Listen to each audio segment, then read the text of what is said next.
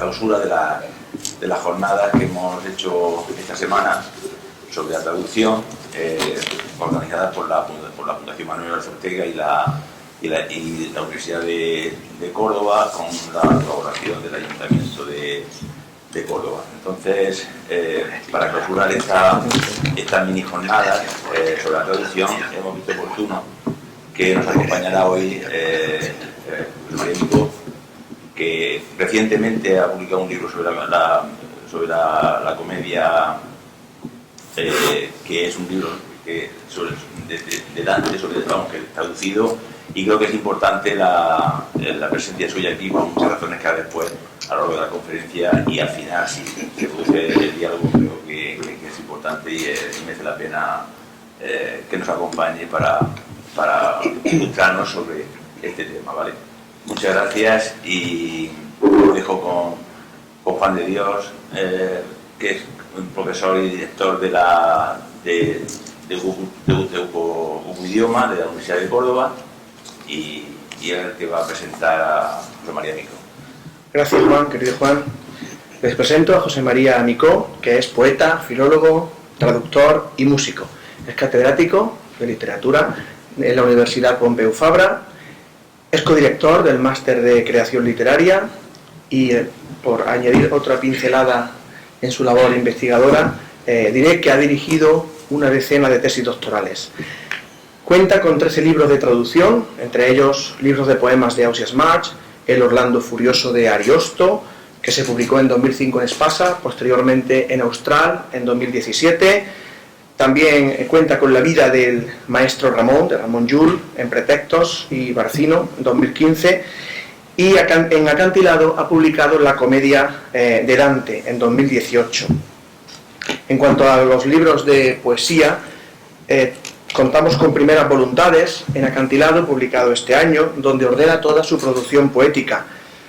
Ahí se refleja, entre otros libros, La Espera, que fue premio Hiperión, o Caleidoscopio, que también fue premio, en este caso premio Generación del 27. Cuenta con otros premios, como el Premio Nacional de Traducción, por Orlando Furioso, el Premio Nazionale de Traduzione en 2007, el Premio Dante y también Premio de la Cultura Mediterránea, por la obra que he citado antes de Dante, su traducción, y también cuenta con el Premio de Traducción Ángel Crespo, que fue otorgado en noviembre del año pasado.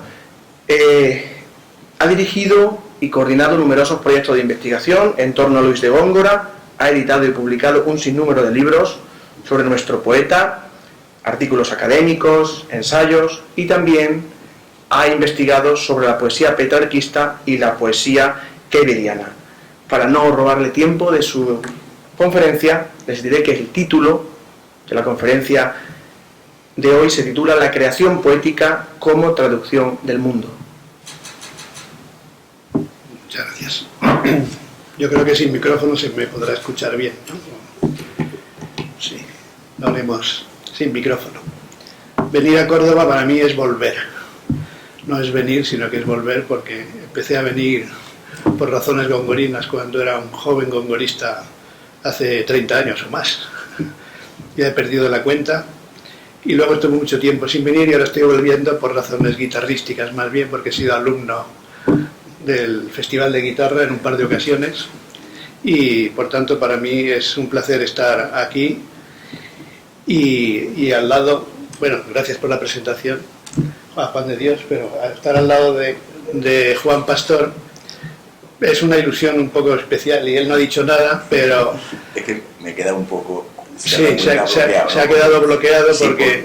Es algo muy especial. Mi primer premio de poesía a un poema me lo dieron en la Casa Regional de Murcia y Albacete en Barcelona, hace no sé cuántos años, es mejor quizás ni decirlo.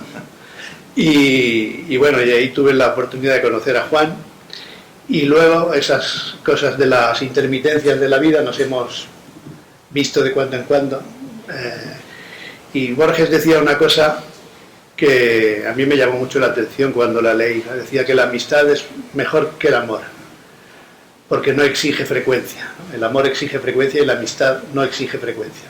Pues nosotros en estos 40 años nos hemos visto pocas veces y a salto de décadas, lustros han pasado y últimamente hemos recuperado ese contacto y me hace mucha ilusión que sea en Córdoba precisamente y para hablar un poco de poesía.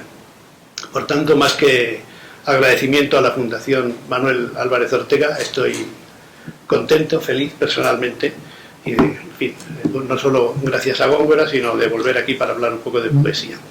La conferencia de hoy es un poco extraña, incluso para mí, porque cuando me pidieron un título no sabía muy bien qué decir, no quería hablar solo de traducción y quería vincularlo de alguna manera, ya verán que de forma un poco tramposa, verán luego la trampa, a Góngora de algún modo y también al concepto de creación y no solo al de traducción. De manera que mi conferencia efectivamente se titula La creación poética como traducción del mundo, de Góngora a Manuel Álvarez Ortega, aunque igual vamos un poco más para atrás.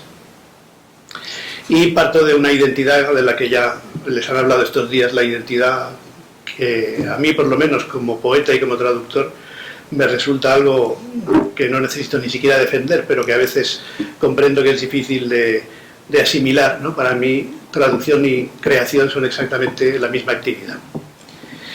La antigua losa de la imposibilidad de traducir la poesía ha pesado especialmente sobre nosotros, lectores de Cervantes, y especialmente sobre los traductores del Orlando Furioso, entre los que, como se ha visto, me cuento. El cura del Quijote no estaba dispuesto a respetar a su admiradísimo Ariosto si tenía que leerlo en otra lengua que la suya, pues el capitán que lo tradujo, es decir, Jerónimo de Urrea, y ahora cito el Quijote, le quitó mucho de su natural valor, y lo mismo harán todos aquellos que los libros de verso quisieren volver en otra lengua, que por mucho cuidado que pongan y habilidad que muestren, jamás llegarán al punto que ellos tienen en su primer nacimiento. Es una cita muy conocida, más bien una maldición muy conocida, pero seguro que los traductores recuerdan también la conversación de la segunda parte del Quijote entre el caballero de la triste figura y un hombre que ha traducido un libro toscano en nuestra lengua castellana. Cuerpo de tal, dijo Don Quijote, ¿y qué adelante está vuesa merced en el toscano idioma? Yo apostaré una buena apuesta que a donde diga en el toscano piace, dice vuesa merced en el castellano place, y a donde diga piu, dice más, y el su declara con arriba y el yu con abajo. Sí, declaro, por cierto, dijo el autor, porque esas son sus propias correspondencias. Y luego Don Quijote, con un poco de sorna, le dice, os haré yo jurar que no es vuesa merced conocido en el mundo, enemigo siempre de premiar los floridos ingenios ni los loables trabajos.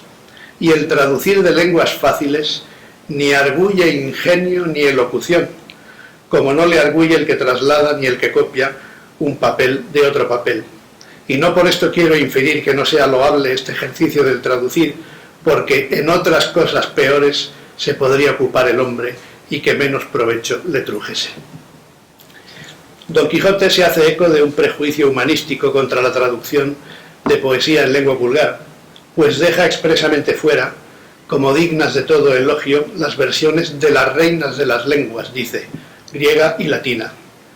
Ese prejuicio perdura hoy bajo diversas formas que a veces rozan el ridículo, como cuando para apreciarnos de eruditos o por no parecer ignorantes, citamos obras literarias extranjeras en su lengua original que tal vez no dominamos y que posiblemente hemos leído en el castellano del traductor de turno.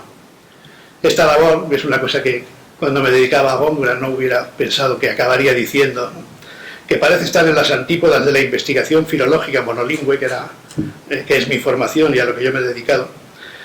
Forma parte a mi ver del mismo horizonte, del mismo paisaje y del mismo designio, porque toda traducción comparte el propósito más noble de la filología, que es el de entender y dar a entender los textos, y la ambición más alta de la creación, con la peculiaridad o la ventaja de ser una ambición secreta y servicial, consagrada a la reconstrucción, es decir, a la recreación de una virtualidad literaria ajena. Si, como escribió Octavio Paz, aprender a hablar es aprender a traducir, los textos literarios solo pueden cobrar su sentido pleno cuando son reiterada e incansablemente traducidos a través de las generaciones. Alguna vez he hablado incluso de la superioridad moral de la traducción, porque evita que nos atribuyamos o directamente nos arrebata el halo de vanidad que suele acompañar a los creadores.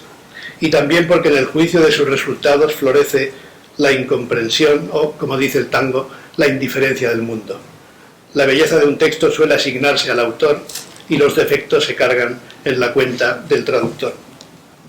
Estos días han estado ustedes oyendo hablar de traducción a traductores, a escritores, a especialistas, y he visto que Jordi Doce ha usado una expresión con la que yo sintonizo completamente: la vida de los otros, no solo porque es una película famosa que me impresionó en su momento, sino porque creo que los traductores nos metemos de alguna manera en la vida de los otros. Esa afinidad entre traducción y creación nos permite tratarlas quizás socialmente como actividades diversas, pero creo que mis compañeros de estos días estarán de acuerdo en que resulta difícil percibir diferencias en la actitud con que las abordamos o en el impulso que nos conduce a ellas. El otro día me hacían una entrevista a propósito de la comedia, porque, en fin, estoy en esa fase todavía de descompresión, ya ha pasado un año, pero todavía me hacen preguntas a tal propósito, y una de ellas: ¿de qué siente usted cuando hablan del Dante de Micó? Y yo le dije, bueno, yo no he mejorado a Dante, ni a Ariosto, ni a Ausías Marc, son ellos quienes me han mejorado a mí, y lo demás pertenece al ámbito de la intimidad, porque una obra traducida se parece mucho a La pena, de la que hablan los versos de Gabriel Bocángel. Es uno de los poemas más conocidos de Gabriel Bocángel porque es el primero de sus rimas. Dice que la pena, que todos la juzgaban por ajena, pero bien sabe el alma que era mía.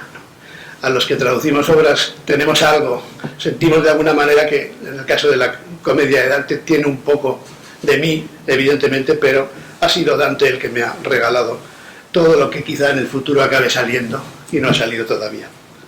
La obra de Manuel Álvarez Ortega nos sitúa en un ámbito privilegiado para contemplar las relaciones entre traducción y creación, y ese oficio de los días y de las noches, debo decir, de los días y de las noches, con que con mucho esfuerzo nos lleva a esa actividad. Que no se trata de una simple traslación de un sistema lingüístico de origen, que podemos llamar A, por ejemplo el francés, en el caso de Álvarez Ortega, a otro destino que podemos llamar B, por ejemplo el español, sino más bien una metamorfosis que se establece en el mismo ámbito. Los escritores en general enriquecen las lenguas, pero los poetas enriquecen el lenguaje. Incluso en la expresión más baja y vulgar que se nos antoje, en Dante, por ejemplo, la poesía implica un lenguaje superior. Por tanto, lo que define la traducción de poesía es una paradoja, por usar también una imagen cara a Dante al final del Paraíso, la cuadratura del círculo, es decir, cambiar de lengua sin cambiar en realidad el lenguaje. Como sucede a veces con la música, a la que soy sensible últimamente, ¿no? Es decir, los ruidos o las materias que producen ruidos, sonidos, pero con ellos se puede crear un lenguaje superior, que es evidentemente el de la música. Y quienes hemos estudiado alguna vez a Góngora, como Joaquín Rosas sabe bien, ¿no? Pues se ha hablado muchas veces de ese ideal que sería la autonomía del lenguaje poético, y en cierto modo ese es el ideal que, queriéndolo o no quererlo, cumplió en su obra Manuel Álvarez Ortega. Entre la escritura de poesía original y la confección de traducciones hay, desde luego, escalas, grados, matices, pero todos, en mi opinión, pertenecen al mismo ámbito de la traducción. Y ese es en esencia el ámbito de mi charla, que en algunas partes serán leídas, otras más bien casi una conversación informal con ustedes, si luego quieren hacer preguntas. Y voy a hablar en realidad de 2 o 3 poetas y de 2 o 3 momentos, como verán, con una pequeña trampa, aun tratándose de situaciones sociolingüísticas muy diferentes. Como aún estoy, lo acabo de decir, en lo que podríamos llamar fase de descompresión de la traducción de la comedia, al hablar de cualquier cosa pienso inevitablemente en Dante. Y en el Canto 24 del Purgatorio, Dante inventa un encuentro con un poeta de la generación anterior, Bonaggiunta Orbiciani da Luca, y tiene una conversación muy reveladora, porque ahí Dante se muestra muy listo, ¿no? Fuerza un encuentro en el Purgatorio con un poeta de la generación anterior y tiene una conversación sobre poesía. Y Bonaggiunta, al ver a Dante, lo reconoce por uno de sus poemas, Dice, tú eres el que ha escrito Donne cabete intellecto d'amore. Y entonces Dante le dice sí, y se define a sí mismo y define al grupo, los stilnovistas en principio, que están con él, ¿no? Y dice, yo soy uno, o yo soy uno de los que cuando amor me dicta, escribo. Bueno, en realidad dice, cuando amor me inspira, noto. Con un verbo muy curioso que es casi musical. Anoto, compongo, se podría traducir por compongo más bien. De manera que establece, de manera un poco presuntuosa frente a esos poetas antiguos que representamos la Junta y otros a los que salude todavía más antiguos, los sicilianos, ¿no? Dice, vosotros seréis poetas académicos y artificiales, nosotros somos poetas auténticos, que seguimos el dictado de la inspiración, con el tema del amor por encima, pero el concepto fundamental es ese de la inspiración. Cuando amor me inspira, compongo. Y el modo que él me dicta, yo voy significando, dice, yo voy creando significación. Esa autenticidad de la inspiración, que es un elemento esencial en Dante, implica que al escribir la comedia tuvo que tomar otras decisiones que son interesantes, incluso críticas desde un punto de vista sociológico. Y por eso quiero decir que son tres momentos muy distintos de las lenguas respectivas. Tenía, por ejemplo, el problema de la elección del idioma. Tenía a su disposición el latín. De hecho, algunos críticos creen que conservamos un fragmento del proyecto inicial de la comedia, que es un fragmento de tema paradisíaco, no infernal, sino paradisíaco, y son unos versos en latín. E incluso el provenzal, que es una de las lenguas de la comedia.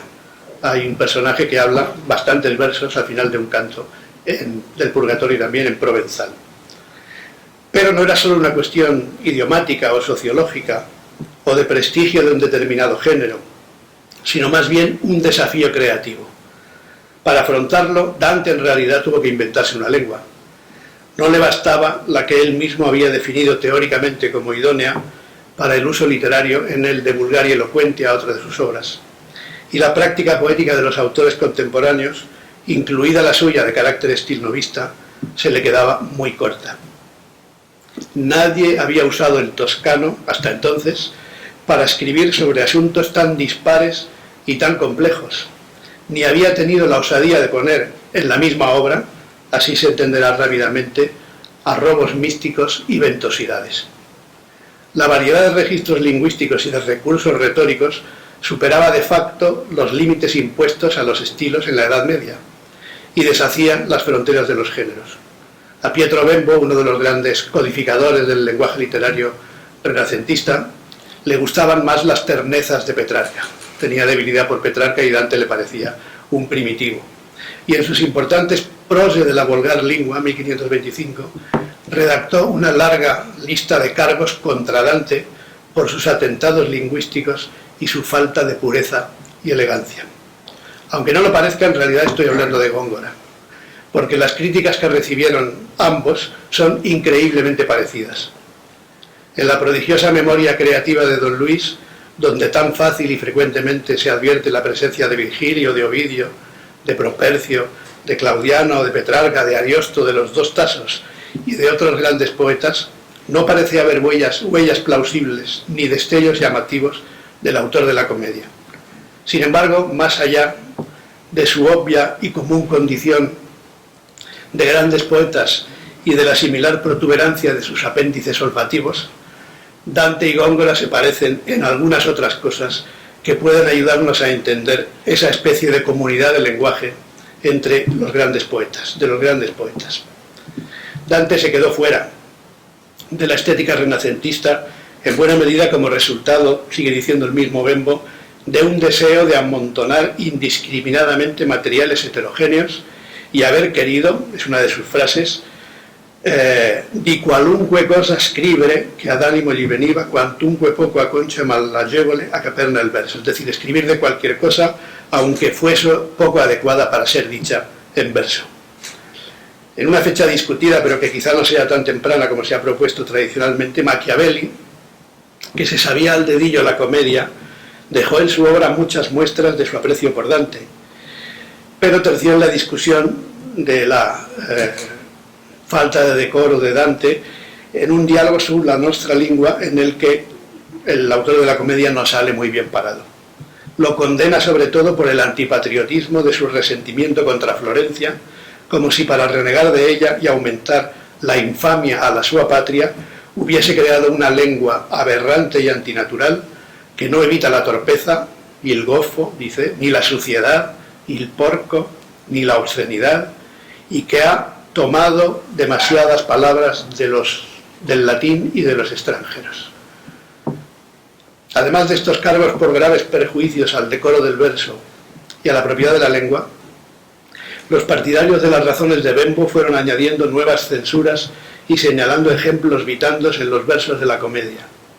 El abuso de neologismos, la mezcla de vocablos vulgares y latinos, la falta de respeto a las reglas aristotélicas, el incumplimiento de los preceptos del poema épico. Los reproches básicos eran la ausencia de honestidad, algo así como falta de decoro. Todas esas acusaciones, como es obvio, no quedaron sin respuesta, y también son muy reveladores los argumentos de la defensa. Elaboración de metáforas o transportazioni complejas, conciencia de la dignidad ornamental de la poesía, uso de palabras grandi e magnifiche, imágenes con asociaciones sensitivas que lo emparentan con algunos artistas plásticos, esto dicen de Dante algunos de los renacentistas que lo defienden. Uno de los personajes más interesantes del círculo florentino, Giambattista Gelli, con una visión más literaria y de conjunto, dice que, a pesar de que no resulta fácil definir el género de la comedia en términos aristotélicos, más allá de su condición de poema, Dante es admirable por la ambición de la materia narrada, por la variedad del estilo y por haber sido creador de lengua en un momento de precariedad idiomática y primitivismo expresivo. En alguna de esas ideas insistieron otros autores que señalaron que el poeta tiene privilegios que van más allá de las licencias habituales y que entre ellos está el de usar voces extrañas o ajenas al uso común.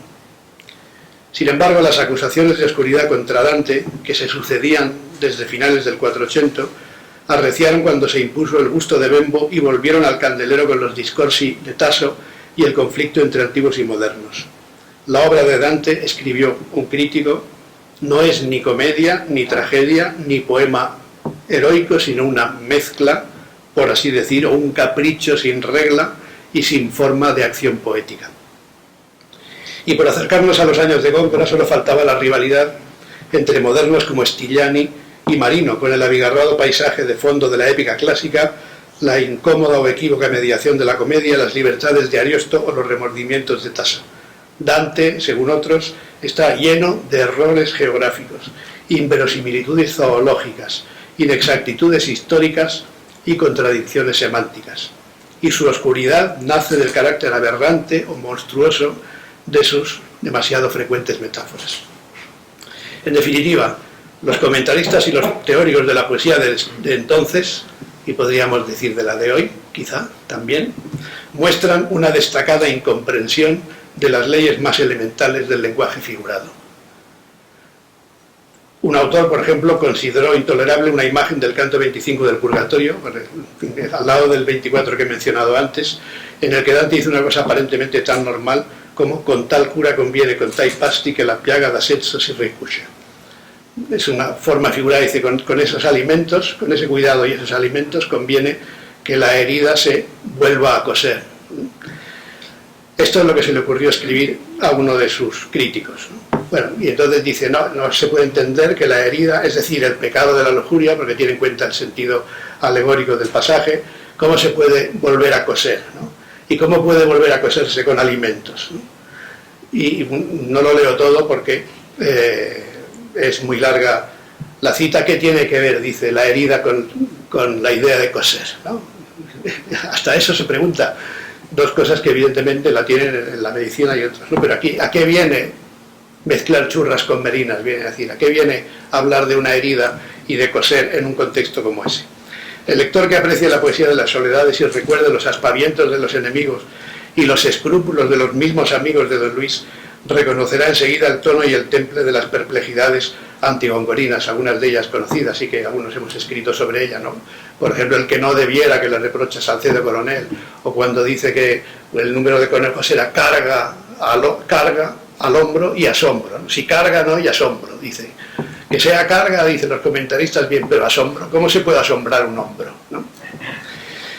Teniendo en cuenta las enormes diferencias históricas y lingüísticas y el contexto sociológico tan incomparable en el que escribieron uno y otro autor, no deja de ser curiosa la coincidencia por razones elocutivas, y poco a poco nos acercaremos también a un poeta más reciente. Dante por primitivismo de una lengua que estaba todavía en sus orígenes, y Góngora por corrupción o degeneración de una lengua poética que ya ha alcanzado sobradamente su madurez. Pero el caso es que ambos, Dante y Góngora, son acusados de imperfección, de faltar al decoro y de carecer de venustidad, y rescato aquí ha puesto una palabra típica de Fernando de Herrera. En definitiva, podemos hacer un cambalache con los nombres de Dante y Góngora y mezclar los argumentos y también los nombres de sus detractores y nadie lo habría notado, porque las principales críticas a la comedia coinciden puntualmente con los cargos contra las soledades, la indeterminación del género, la inadecuación a los principios de la épica, la mezcla de estilos, el abuso de latinismos y de extranjerismos, el recurso a términos vulgares y la extravagancia o impropiedad de las imágenes. Son los misterios insondables de la historia de la literatura. Un antiguo a más no poder como Dante acaba yendo de la mano de un poeta intolerablemente moderno como Góngora. Pero ahí hay naturalmente algo más, que es lo que espero nos ayude a ir emparentando, al menos conceptualmente, a estos grandes poetas con otro gran poeta, esta vez contemporáneo nuestro, o más o menos contemporáneo nuestro, quizá no contemporáneo de los más jóvenes que ya no han coincidido con él, pero los que hemos coincidido cronológicamente con Manuel Álvarez Ortega lo podemos llamar poeta contemporáneo, que tiene, sin saberlo él quizá, muchos elementos en común con Dante y con Góngora por estas razones. Estos poetas coinciden en la voluntad de construir una realidad completa y autónoma, en la de crear, por decirlo con la expresión de nuestro tiempo, una realidad virtual, específica de la ficción poética, en diseñar un mundo imaginado y onírico que sea el trasunto de otras realidades, naturales, morales, teológicas, sentimentales o simbólicas. Un mundo abstracto sometido a la admirable concreción de las palabras, porque para Dante, o para Góngora, o para Manuel Álvarez Ortega, para los poetas, en fin, que han creado un idioma propio, no existe nada que no pueda decirse poéticamente. Es más, la poesía crea el objeto, el personaje, el razonamiento, la ambigüedad, el miedo, el humor, la tristeza, la duda o la fe, y lo hace con tal exactitud y concentración de significado que en el verso de esos autores, sea un endecasílabo perfecto o una sucesión de versículos amétricos de amplia respiración, no hay elemento superfluo. Esta idea de la autonomía del lenguaje poético y relacionado con Góngora ha sido evidentemente muy estudiado y en relación con las vanguardias y sobre todo con la generación del 27, y también está claro, y alguna vez escribí sobre eso un trabajito que se titula Góngora, poeta elemental, ¿no? En el sentido de que era un título un poco provocativo para mostrar que en el fondo la poesía de Góngora, que tiene una gran lógica, se basa, ¿no?, en ese significar a dos luces del que hablaba Gracián, y que por tanto algunos de los argumentos que usa Gracián para hablar de la poesía conceptista se pueden aplicar. Por ejemplo, Vicente Huidobro dice muchas cosas parecidas a las que dijo Gracián en su día, ¿no? Un acto del entendimiento que exprime la correspondencia que se halla entre los objetos, y esta idea de la agudeza Huidobro la recupera un poco hablando de la masa cerebral, ¿no? Que hay que tener una corteza cerebral muy bien alimentada y muy bien preparada, ¿no? Evidentemente Góngora llevó al extremo esa voluntad de exprimir la correspondencia y armonía entre los extremos, y se encontraba verdaderamente, como digo, en su elemento. Esto es cosa bien sabida y muy estudiada, y en cierto modo los procedimientos gongorinos sean sintácticos, semánticos y retóricos, disyunciones, adversaciones, diacoresis, troques de atributos, tienen su raíz en una suerte de ley universal de la analogía, ante el cual el sistema de los cuatro elementos en su aislamiento o en su posible combinación ofrecía cuando menos el espectáculo y el desafío de la disparidad. La poesía, por tanto, es una especie de transubstanciación de la realidad, y su escritura es por definición problemática en términos idiomáticos. Y en Manuel Álvarez Ortega yo creo que también existe esa base creativa en el inicio, en el impulso de la creación. No tanto la conciencia de la inefabilidad, que este es un tema que aparece en su poesía, cómo decir las cosas, qué decir, ¿no? Y cómo decirlas, ¿no? Pero no tanto en la conciencia de la inefabilidad, que en algunos aspectos lo acerca a la mística, sino más bien lo contrario, la conciencia de que todo puede decirse, todo debe decirse, todo es susceptible de ser expresado ex novo, es decir, creado con las propias leyes de la poesía. En mi opinión, la eventual proximidad de la mística es más bien temática y no quizá estructural, porque no se trata de decir lo indecible, sino de recrear la realidad creando el lenguaje que la contiene.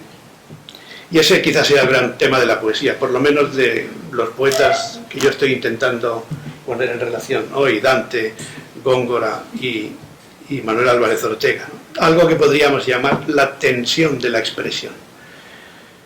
La generación de imágenes, ¿no?, que acercan a Manuel Álvarez Ortega a un ideal de la poesía barroca, en realidad, quizá sin saberlo él muy bien, ¿no?, o sin aceptarlo, ¿no?, porque Góngora es uno de esos nombres ausentes en su obra en buena medida que se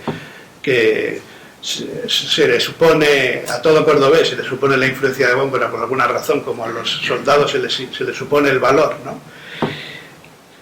Un ideal de poesía barroca expresada por Giambattista Marino en un célebre endecasílabo: "È del poeta il fin la meraviglia".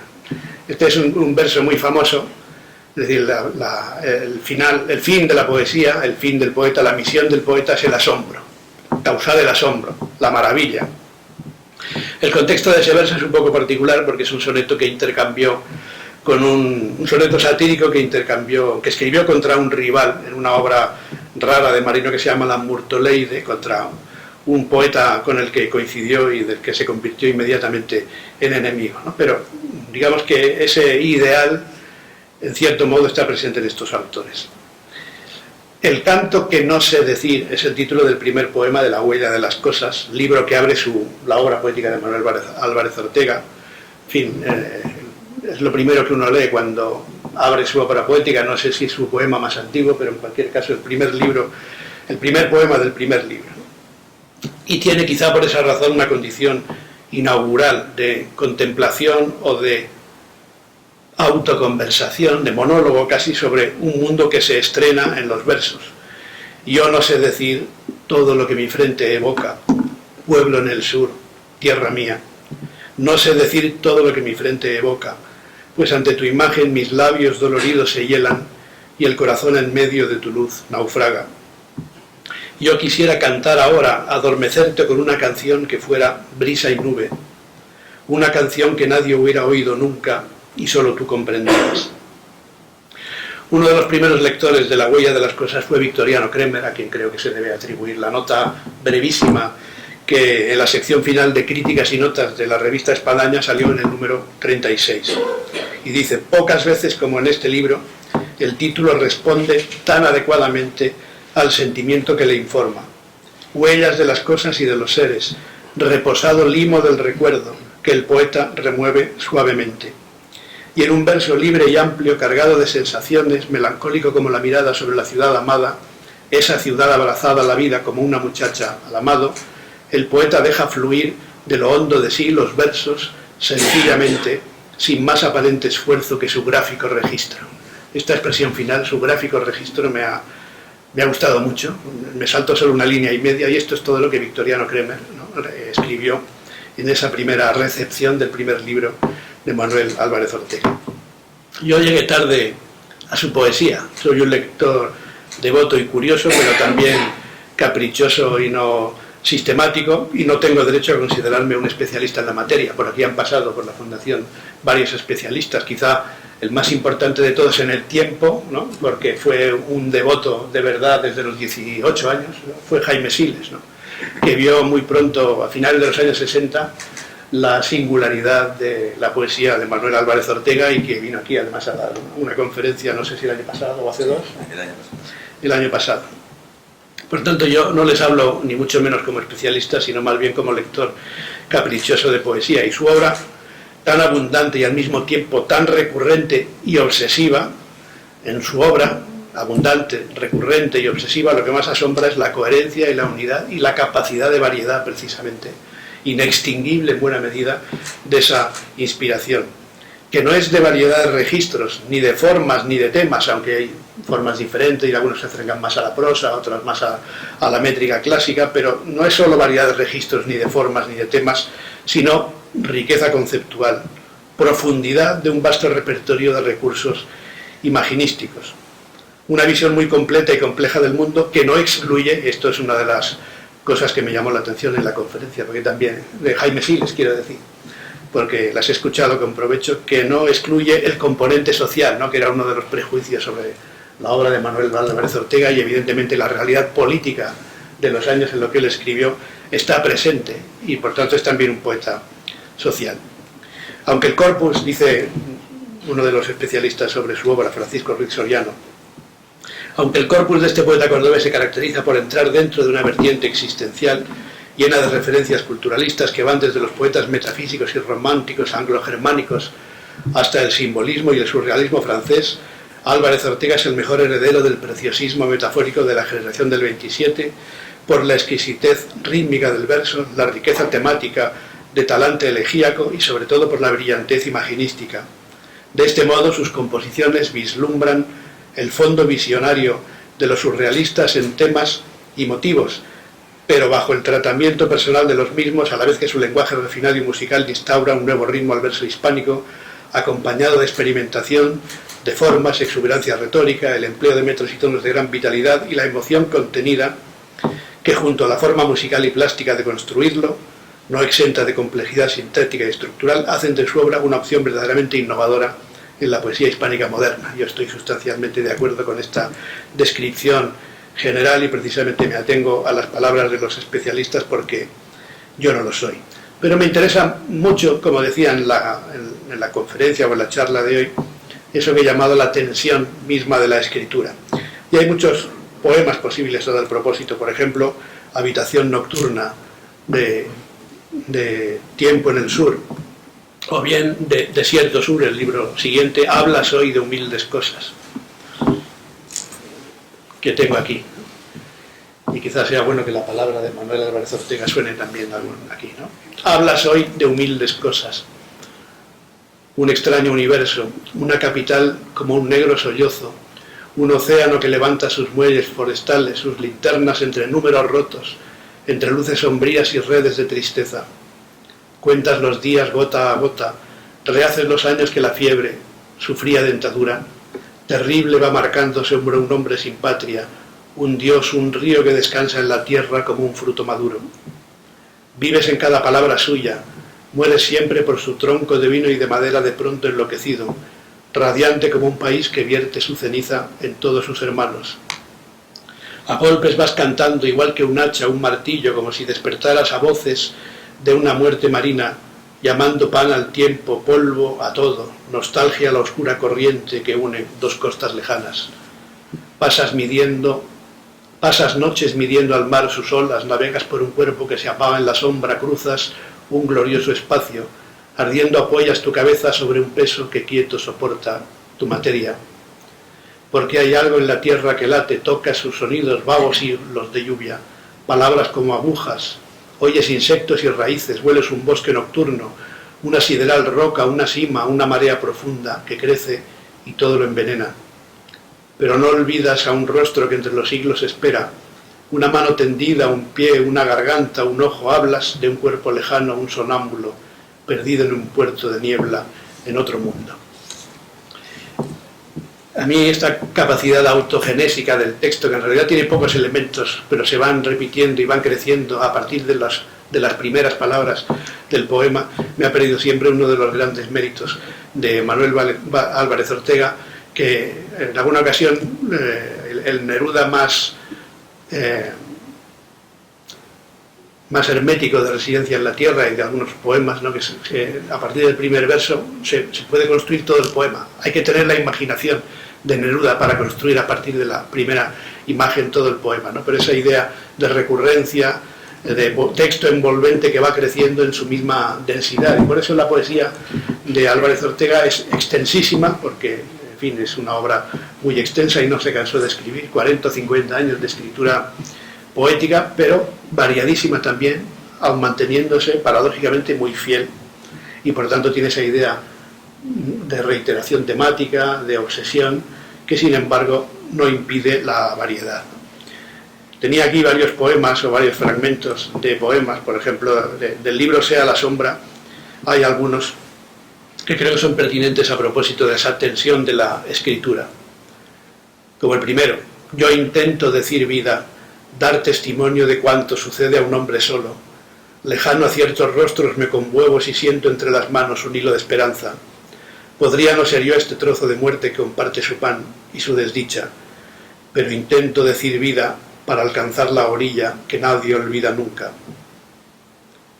Digo boca a quien llora por un amor perdido, digo cielo a quien besa bajo el aire nocturno. Digo soledad y me lleno de un cuerpo imperdurable, digo tierra y entrego mi sangre taciturna. Pero no digo muerte a quien espera vida, pues vida es nuestro infierno de amor desesperado. O Invención de la muerte, que es quizá uno de mis libros preferidos, y este poema impresionante, La piedra destruida. Dime qué nombre tiene aquí en la tierra. ¿Cómo puedo ahora designar con palabras este río que lo arrastra todo? Amor, sombra, astro, agua, Dios, muerte. Dime, estoy solo. Soy un árbol en un desierto con la alegría ardiendo entre sus ramas. Dime qué nombre tiene aquí en la tierra. ¿Cómo puedo ahora saber que este patrimonio no es más que un oscuro sueño? Que vino y está aquí. Nos entrega su pan de luto. Es una vida al fondo de los labios vacíos. Dime qué nombre tiene aquí en la tierra. Nace el día, el mar llora, llueve amor sobre mi carne sola. No es una sombra perseguida, son sus ojos esta agua quieta. Es su voz este relámpago de inocencia que llena el mundo de antigua nostalgia. Dime qué nombre tiene aquí en la tierra, qué signo su carne intemporal congrega. Quiero saber si vive, si es el mismo Dios de aquella tarde antes de ser asesinado.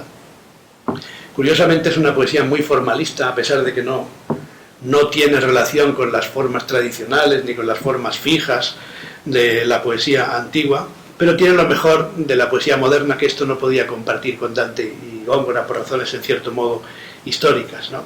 En la poesía moderna, después de las vanguardias, especialmente después del simbolismo, en realidad cada poema tiene su propio traje, ¿no? El propio traje a medida. Y por tanto la forma la decide, no el poeta en realidad, sino que la decide el poema, la forma es peculiar de cada poema. Y eso creo que él lo consiguió también muy bien. Tenía aquí algunos otros poemas: No diría verdad si ahora escribiera, de Oscura marea, Escrito amor, del reino memorable, Sin nombre todavía, símbolo solo, y varios más de Génesis, que tiene ya por el título esa condición casi de creación de un mundo nuevo. Donde estuvo la rosa en su perfume, de templo de la mortalidad, que puedo leer quizá, porque este también es otro de mis preferidos. Donde estuvo la rosa en su perfume. Casi lo único eufónicamente tradicional es el título, que es un endecasílabo, ¿no? Donde estuvo la rosa en su perfume. Pero luego resulta que el poema empieza partiendo ese endecasílabo en dos. Donde estuvo la rosa en su perfume intacta. Donde estuvo la rosa en su perfume intacta, tallo o rama por donde se trasladan respiraciones o lamentos. Nada hay. Un hueco de penumbra señala la incidencia de una acusación. El eco en desuso. Fuera la anunciación de un mal, este hilo de ceniza perecedera, y postergado de una vieja liturgia, yo hallaría el sortilegio de oírte en otro clima. Vuelto el ser a la vieja costumbre de un cuerpo que enfebrece o llora en su antiguo osario. Pero hoy el aire es temblor, espacio para una tormenta de amenazas e improperios, y en la hora indecisa lo mismo que un estremecimiento de bocas que invitan al desmayo. Así, desechando el hastío, el cuerpo se niega en su holocausto. Nunca más se negará esa lealtad que su voz manifiesta, habitado por un sonido irreal, emergido de la nada, detrás de su oscuro movimiento, yace el humo que evoca en su ruina. Como siempre, son palabras que todos tenemos al alcance. El léxico de Manuel Álvarez Ortega no es tan culturalista como el de Góngora, ni tan complejo, pero son palabras corrientes que solo la melodía que crea Manuel Álvarez Ortega tiene este efecto poético e hipnótico en algunas ocasiones incluso. Esa es la paradoja de la gran poesía, la materialidad del verbo, de la voz, de la letra, que refleja una especie de inmaterialidad del mundo evocado o descrito.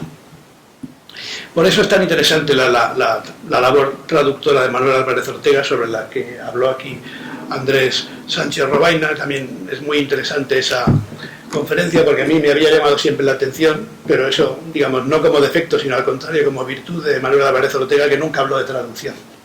No, porque para él la traducción, o casi nunca, ¿no?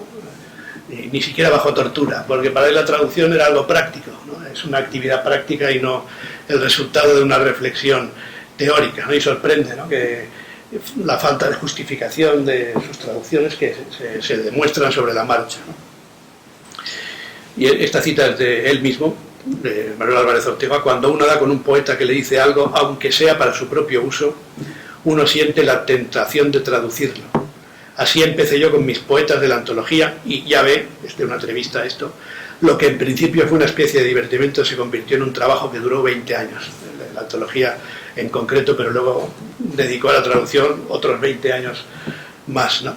Y Sánchez Robaina habla del concepto de transcreación, que a mí me parece también muy sugerente, ¿no? Esa actividad de traducción acabó durando más de 40 años, porque aparte de las celebradas antologías colectivas, publicó libros, selecciones y aún obras completas de una quincena de autores franceses. Entre la escritura de poesía original, esta que hemos escuchado con una brevísima muestra, y la confección de traducciones, es decir, entre traducción y creación poética, hay escalas, grados y matices, y los ha habido muchos en la historia, sobre todo en el siglo de oro, que es muy difícil distinguir entre imitación, traducción, recreación, adaptación, etc. Pero en todos esos grados, matices y escalas pertenecen inequívocamente al ámbito de la creación. Y uno de los aspectos que me ha parecido más sugerente, para ir acercándome, digamos, a la parte final de esta conferencia, son los lemas y citas de otros poetas que Manuel Álvarez Ortega reparte por su obra, ¿no?, lo que algunos llaman los paratextos, citas, epígrafes. Y es interesante verlo en su conjunto, como lo es también que la idea que tuvo de poema y de libro son distintas de las habituales, ¿no? Podríamos usar incluso la palabra ciclo muchas veces, ¿no? Los conceptos de poema y libro se confunden. Hay libros sueltos, poemas en revistas, ciclos con una parte de su obra, secciones de libros que alguna vez tuvieron vida independiente, libros publicados varios años después de haber sido escritos o reescritos, ediciones novenales, reediciones tardías, grabaciones, recopilaciones, antologías de su obra propia. Y por eso a mí me ha resultado siempre sorprendente que prácticamente ningún poema individual, suelto, lleve el encabezamiento de una cita o lema ajeno. Puede que me equivoque y tal vez sean más, porque quería haberlo comprobado viniendo para acá, pero no me he traído las obras poéticas completas de Manuel Álvarez Ortega. Pero creo recordar que solo una vez encontré una cita como epígrafe de un poema independiente, que es el poema Lejos de todo lo humano, del libro La huella de las cosas. Y es una cita de uno de sus poetas predilectos, Wordsworth. En cambio, todos los libros, propiamente dichos, no los poemas, que no hay ninguno salvo este, creo, y quizá hay alguno más, pero serán uno o dos, de Álvarez Ortega, todos los libros, en cambio, incluidos al menos en su obra poética, que con todas sus deficiencias es la que ha circulado, ¿no? Sí. Fuesen o no publicados de manera independiente, están encabezados, todos los libros, todos, están encabezados por una cita que hace las veces de lema. De manera que los epígrafes nos ayudan a construir un mapa de referencias y de claves, para mí muy importante. Están los románticos ingleses, sobre todo Wordsworth, Coleridge, Elizabeth Barrett Browning, diversos autores francófonos, y no solo entre los que había traducido, Pierre Manuel, Antonin Artaud, René Guicadou, René Menard, Alfred Jarry, Charles Guérin, algunos ingleses del siglo XX, Archibald MacLeish, Stephen Spender, Kathleen Rayne, un italiano, Umberto Saba, y varios autores que encarnan en sí mismos una tradición, como Novalis, Juan Ramón Jiménez Pessoa o Rilke. De Pessoa hay varias citas. La cita juanramoniana del primer libro es casi una anomalía. en un catálogo que no se limita a los ismos que más le interesaban, romanticismo, simbolismo, surrealismo, que son los que se han puesto en relación con su obra, y también resulta y resalta como excepcional el poeta clásico Horacio, inevitable en el libro de 1972 que lleva por título precisamente Carpe Diem. Solo hay otro español, además de Juan Ramón Jiménez, Luis Cernuda, uno de cuyos versos da título al segundo libro de Álvarez Ortega, Clamor de todo espacio, publicado en 1950. Ese detalle nos pone sobre la pista de algo que creo que merecería la pena estudiar mejor y que él alguna vez había hablado de distintos grados de versiones y el concepto de versión más que el de traducción, que es algo así como la transfiguración de los modelos, de todos estos modelos que para él eran evidentemente dignos de mención, lo suficientemente dignos de mención para convertirnos en un lema que ya nos da la primera pista de lectura del libro en el que se incluyen. Y en el caso de Cernuda es casi una reescritura, además de un homenaje a algunos poemas de Cernuda que están expresamente presentes en los títulos o en los poemas, pero no como imitación ni como homenaje servil, ¿no? Sino una especie de expansión de los modelos en un sistema completamente alejado de la imitatio clásica. Los textos ajenos forman parte de una realidad como la natural, que no es remedada o parafraseada, sino asimilada y transfigurada y, en cierto modo, recreada en la obra de Álvarez Ortega.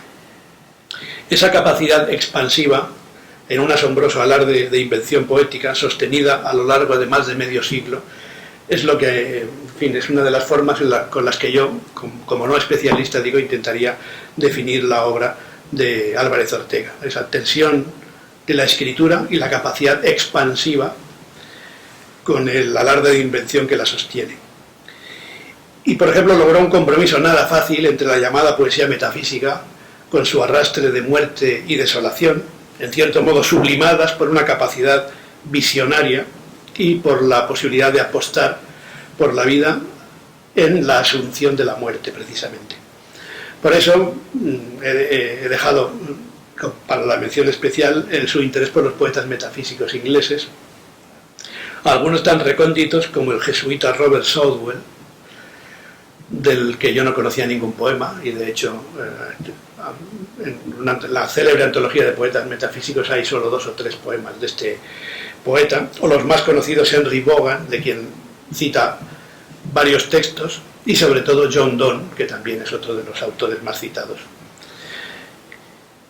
y que preside con sus palabras hasta 4 de las recopilaciones poéticas de Álvarez Ortega, John Donne, desde sus primeros hasta sus últimos tiempos: Noche final y principio, Mantia Fidelis, Visitación y Gesta. Ahí desde luego hay mucho más significado del que quizá hemos conseguido extraer, y ese es un campo de estudio que me parece interesante para estudiar también mejor el concepto de influencia en Álvarez Ortega y esa gradación entre creación propia y traducción, porque en ese camino del medio hay muchas posibilidades.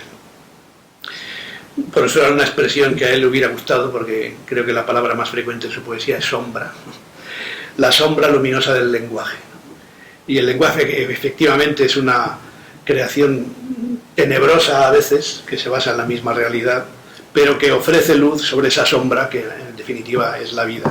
Y esta mezcla de resignación metafísica entre la desolación de la muerte y la capacidad de convertir todo eso en palabra luminosa, creo que es una de las grandes lecciones de Álvarez Ortega. Y por esa razón creo que se podía poner en relación, aunque sea con trampa, como ya he dicho al principio, con la obra de Dante y con la obra de Góngora, porque al fin y al cabo la historia de la literatura es eso, una extraña sucesión de semejanzas entre obras y autores incomparables. Como se ha visto estos días, traducir es un ejercicio extremo de supervivencia literaria, y seguramente tenía razón el cura del Quijote, recuerdo aquella maldición con la que he empezado, cuando dijo que las traducciones jamás llegarán al punto que ellas tienen en su primer nacimiento. Pero la poesía no es lo que se pierde en una traducción, como dijo con palabras célebres Robert Frost, Lost in Translation, sino justamente lo contrario, en mi modesta opinión. Poesía es lo que se preserva en una traducción. Por eso traducir a Apollinaire, a Perec, a Saint John Perse debió de ser una labor extenuante física y mentalmente, por la concentración semántica y la profundidad poética de sus innumerables tesoros verbales. Podría decirse que el último, y ahora cierro con un recuerdo dantesco, esto es parte de mi prólogo, pero como es una forma de cerrar la idea que yo tengo de la traducción, lo uso también para cerrar esta conferencia. Podría decirse que el último y más terrible círculo del infierno, el reservado a quienes traicionan a sus benefactores, es idóneo para todos aquellos que nos dedicamos a traducir, pues estropeamos las obras de quienes han mejorado nuestra vida. Sin embargo, pienso más bien que los traductores somos, como las almas perdidas en el limbo, canto cuarto del infierno, versos 40-42, melancólicamente suspendidos entre el deseo de alcanzar la perfección de la obra original y la conciencia de que nunca la alcanzaremos. Per tai difetti non per altro rio semo perduti, e sol di tanto offesi que senza speme vivemo in disio, que es como decir, poco más o menos, por solo esos defectos, sin más culpa, estamos condenados, padeciendo un deseo sin sombra de esperanza. Muchas gracias.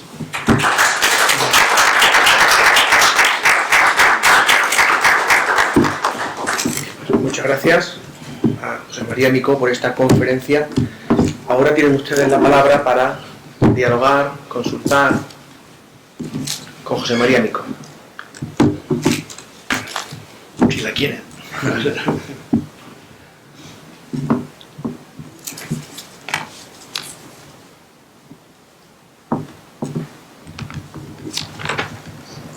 Felicitarlo porque ha sido tremendamente inspirador en todo lo que ha dicho y es también una manera de acercarse a la poesía, en este caso más a la poesía que a la traducción, ¿no? Y bueno, a mí me ha resultado muy agradable. Muchas gracias. Viniendo de usted, si le ha gustado las cosas poéticas. Juana Castro. Sí. Sí, que gracias por estar aquí, Juan. Sí, yo he olvidado decir gracias a los presentes por su esforzada escucha en un viernes por la tarde, que es más propio de otras actividades, pero les agradezco mucho a todos, a quienes conozco y a quienes no conozco, por haber venido en una tarde como esta. Y naturalmente a la Fundación por haberme invitado y propuesto la posibilidad de hablar de alguien de quien no había hablado nunca, como Manuel Álvarez Ortega.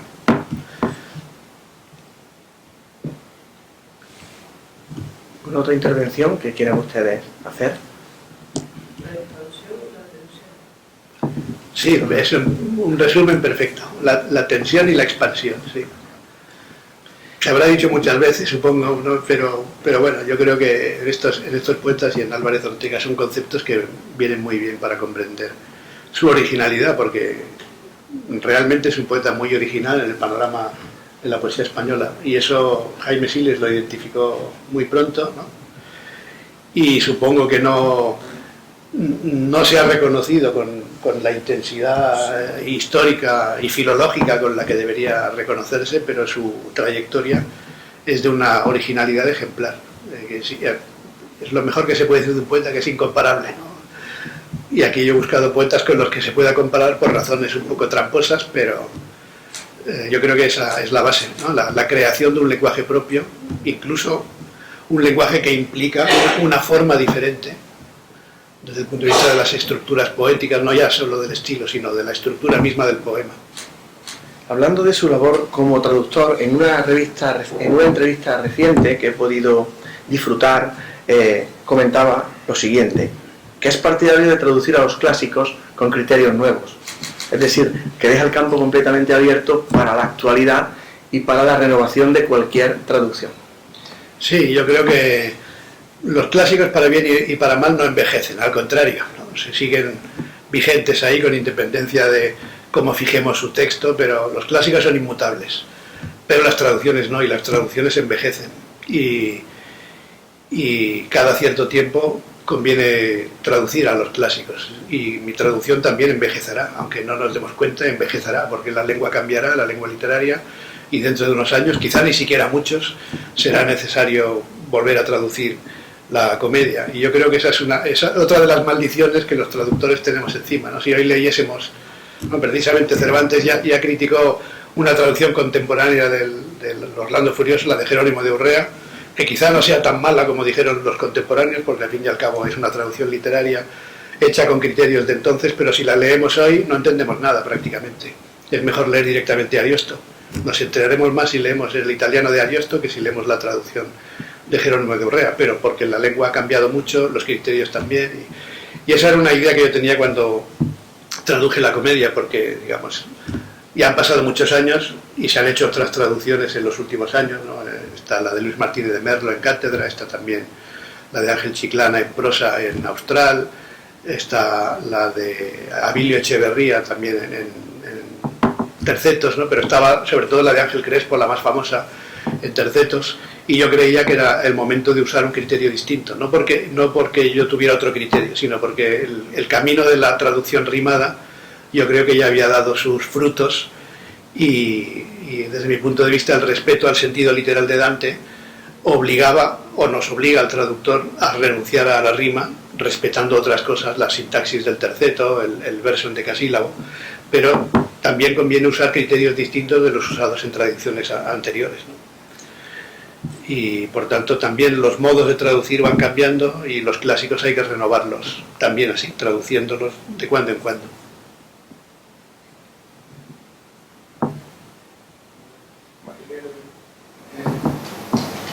¿Cuál cree usted que es que nos puede informar, cuál cree que es el propósito último de Dante al escribir la comedia? ¿Se dar cuenta? El último, lo que está queriendo hacer. Bueno, saldar cuentas es uno de los propósitos, ¿no? Me parece que ha usado usted la expresión, ¿no? Saldar cuentas es uno de los propósitos. Pero la comedia yo creo que es el proyecto de toda una vida, que Dante lo tenía en la cabeza desde muy pronto. A veces en clase, los que tenemos que dar clase, a veces usamos fórmulas un poco maniqueas para que los alumnos entiendan, ¿no? Y yo digo que hay dos tipos de clásicos, de textos clásicos: los que nacen un poco por improvisación, aquellos en los que el autor, cuando escribe la primera frase, no sabe cuál va a ser la segunda ni cómo seguirá la obra, y el mejor ejemplo de esto es el Quijote.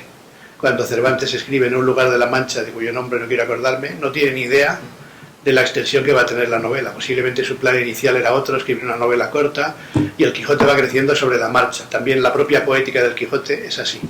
A mí lo que me impresiona de Dante es que sea todo lo contrario. Cuando él escribe en el mezzo del camino de nuestra vida, no solo se lo ha estado pensando durante 10 o 15 años para escribir esa obra, sino que él sabe los personajes que van a salir, la extensión que va a tener, los 100 cantos, etcétera, la extensión que va a tener cada uno de los cantos, qué palabra va a usar al final de cada una de las partes, que es la misma palabra. El infierno, el purgatorio y el paraíso terminan con la misma palabra, stelle, y se inventa una forma métrica que no existía, decide usar el italiano después de haber pensado si podía usar el latín, el italiano, el toscano o el florentino, de manera que es el resultado de una serie de decisiones que Dante ha estado preparando durante toda su vida.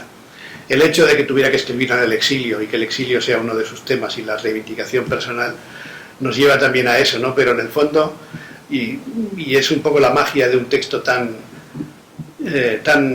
milagrosamente vivo hoy, ¿no? Tan perfecta en el sentido del modo en que Dante la concibió, que yo creo que es fundamentalmente la obra de una vida, ¿no? Con distintos propósitos y distintos ideales, pero uno de ellos es ajustar cuentas, ¿no? Y evidentemente, a pesar de lo que he dicho, de que cuando escribió en el mezzo del camino de nuestra vida ya sabía esencialmente todo lo que iba a pasar, había cosas que no podía prever, ¿no? Y entonces también tuvo que cambiar alguna cosa, y el paraíso está indirectamente dedicado a Can Grande de la Scala, que es uno de los señores que lo protegió en los últimos años, cosa que no podía prever cuando escribía El infierno, de manera que también está sometido un poco al azar de la propia vida, ¿no? Pero la estructura, la disposición, la extensión, el verso, los temas, los personajes esenciales, Dante lo había decidido con mucha antelación, ¿no? Quizá al final de la Vita Nuova en 1294, y hay una idea, ¿no?, de ese proyecto de escribir algún día esa gran obra, no solo dedicada a Beatriz, sino dedicada al conocimiento, dedicada a la filosofía, y en fin, es difícil reducirlo a un objetivo o a un motivo o a un tema, pero yo creo que se juntaron tantas cosas que al final se convierte en una obra prodigiosa, casi milagrosa, digo yo, ahí la más extraordinaria de la cultura literaria europea, no digo ni la mejor ni la más importante, pero sí es un libro extraordinario por su misma configuración.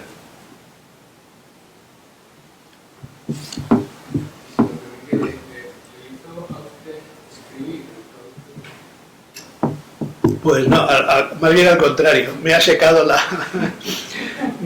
inspiración, porque he estado 4 años y medio inventándome imágenes para traducir las imágenes de Dante, ¿no? Y no he escrito nada propio desde entonces, de hecho, ¿no? Estoy esperando precisamente ese proceso de descompresión. He hecho otras cosas de carácter académico y también he traducido a otro poeta italiano, pero contemporáneo, Valerio Magrelli, una pequeña antología, pero verso propio ni uno, ¿no? Y empiezo a estar preocupado, de hecho. Bueno, hay una cosa que yo ya, que ha dicho, o sea, es que con palabras suyas, palabras que me ha dicho varias veces y desde hace años, porque realmente lo que ha dicho al principio, yo no he dicho nada al principio, pero que realmente ha caído sobre mí una serie de imágenes, de sentimientos, de recuerdos que realmente no pensaba que me iba a afectar tanto como me pasó ayer en la lectura poética a la catedrática de literatura de la Complutense, que se emocionó cuando leyó unos poemas de Amparo Morós, porque le removía muchas cosas. Y en este caso yo me pasa lo mismo, y hay una frase, al hilo de lo que le habéis preguntado, hay una frase que decía siempre: es que mi obra tiene poco lomo. Y poco lomo, pero claro, ahora se ha visto. Sí, pero bueno, pero yo al principio tú has aludido varias veces a la falta de, digamos, que tú no eres un experto en la materia como Manuel y tal, pero es que has ido hilvanando y ese sentimiento y esa responsabilidad que ha caído antes, que he dicho que ha caído sobre mí por circunstancias que él ya lo ha dicho anteriormente, y es que ha dado las claves concretas de ciertos temas y de ciertos pensamientos de Manuel, y tanto en la traducción como en su obra, y ha citado los poemas y aquellos textos que realmente son importantes y puntos de partida de investigaciones que pueden llevarnos al conocimiento de la obra de Manuel, porque realmente es curioso cómo él se apartó en su momento y siguió esa trayectoria. Entonces tú has nombrado las claves concretas, incluso la entrevista esa que tú has nombrado, esa frase de la entrevista sobre la traducción, es algo que le acompañó durante toda su vida. Es decir, él decía siempre: si no nos divertimos, ¿para qué? O sea, es una diversión, no es un oficio, es una diversión. Yo siempre recomiendo a todo el mundo traducir. Que se dedique a lo que se dedique, traducir es un gran ejercicio, por un lado de humildad, porque uno dedica su tiempo a otra persona, y en mi caso 4 años y medio, casi 5, entre corrección de pruebas y todo, 5 años con Dante. Yo lo quería traducir desde jovencito, porque cuando cumplí 19 años, Marta me regaló una edición italiana de la Divina Comedia. Yo leí solo El Infierno y no entendí nada porque no sabía italiano en aquel momento, pero decidí que cuando fuese mayor lo traduciría, y luego he hecho un montón de cosas para acabar llegando a donde quería llegar, que era traducir la comedia. Por tanto, para mí es un libro muy especial, y no he leído nada que me haya impresionado más que la comedia, también lo puedo decir así. En fin, por tanto, una relación especial que yo tenía. Luego, en los momentos en que me encerré, y eso también, digamos, lo saben en casa, pues no tenía tiempo para nada más, ¿no? Estaba ya ahí encerrado 10, 12 horas al día, prácticamente sin descanso, un cierto periodo de obsesión.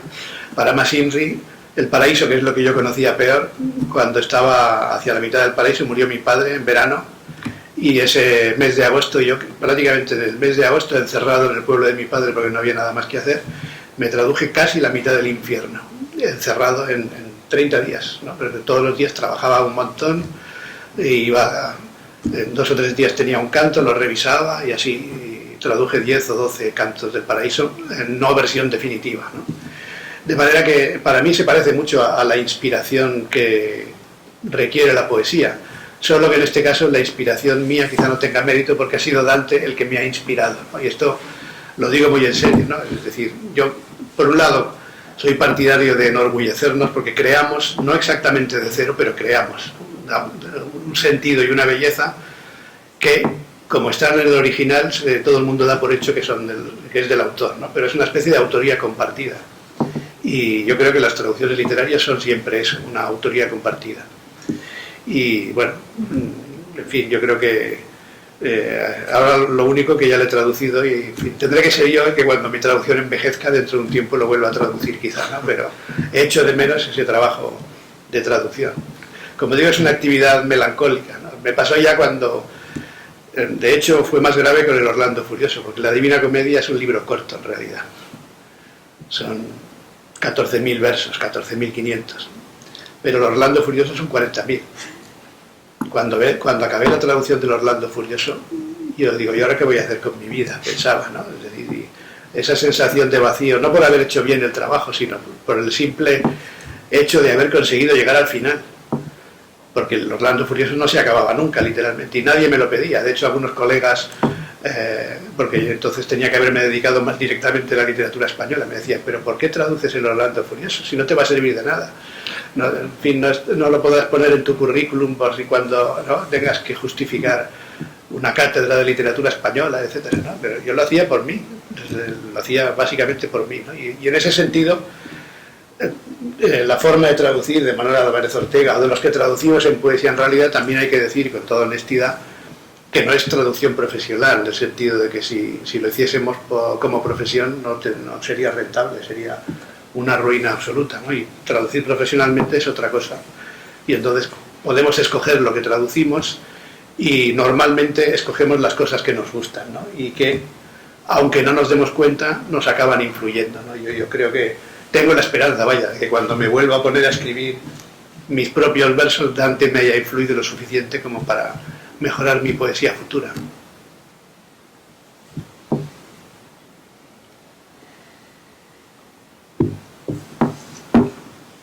Bien, pues si no hay más intervenciones, es el momento de clausurar el ciclo. De nuevo agradeciéndoles su presencia hoy viernes tarde en esta conferencia, a nuestro profesor también, José María Micó, por haber acudido a Córdoba a esta llamada, y Juan Pastor cerrará el ciclo. Bueno, muchas gracias. Bueno, sí, para cerrar hay que decir la anécdota, porque claro, antes de cerrar, porque hemos dicho, tanto tú has hecho alusión, yo no he hecho alusión, porque esa carga emotiva en el momento, y porque yo conocí a Micó, a José María Micó, cuando tenía 20 muy pocos años, aún no había acabado su carrera. 19 o 20 tendrías, sí, ¿verdad? Lo descubrí en un premio literario en Barcelona. Había un jurado importante en aquella época de críticos, y estaba yo entre esas personas, ya yo bastante más joven, claro. Y me acuerdo que yo llevaba un poema, era un poema, no era muy largo, pero no era libro, era un poema, eran un grupo de poemas. Y todos con su contexto y con su idea, no era poema suelto, no, se destacaba por eso entre los que se habían presentado. Y recuerdo que apoyábamos de 5-2, habían dos, otro y yo, que apoyábamos enseguida, nos dimos cuenta y sacamos los poemas.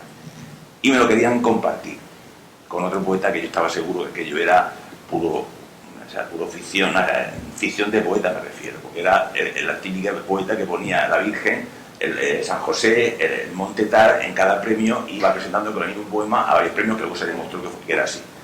Y yo dije, pues mira, si compartimos este premio, se comparte, yo retiro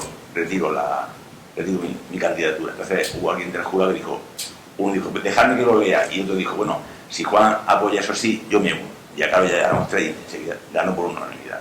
Y mira dónde está. Claro, ¿Dónde estamos?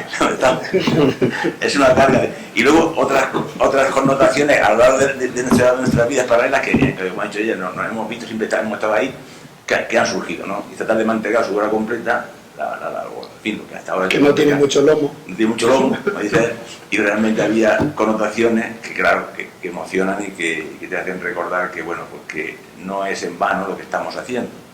y más hablando de Manuel y hablando de todo lo que significa la literatura, el compromiso, que hay que remarcarlo. Entonces yo quiero siempre remarcar el compromiso de lo que es la creación y lo que es la literatura, que nos hace llegar hasta aquí, como tú dices, y oye, simplemente dar las gracias y decir que este acto cierra, digamos, las actividades de este año de la Fundación Manuel García Ortega en combinación, digamos, conjuntamente con la Universidad de Córdoba, y que celebramos el 97 aniversario del nacimiento. Eso quiere decir que nos acercamos al centenario, está ahí, y también el sexto año, o sea, los 6 años de que la Fundación se instaló, vino aquí a Córdoba y se instaló aquí por voluntad de Manuel García Ortega, y que, cómo no, la universidad, como no era de menos, la universidad, consciente de esa importancia, fue la primera institución que nos acogió y que realmente está demostrando que nos acogió con verdadero interés y con responsabilidad de lo que debe ser esto para una universidad, y en este momento, en esta cuestión, para Córdoba, y que, lógicamente, también quiero agradecer al Ayuntamiento, que también se ha unido a esa responsabilidad y está colaborando con la universidad y con nosotros. En fin, muchas gracias y, bueno, seguiremos. Muchas gracias.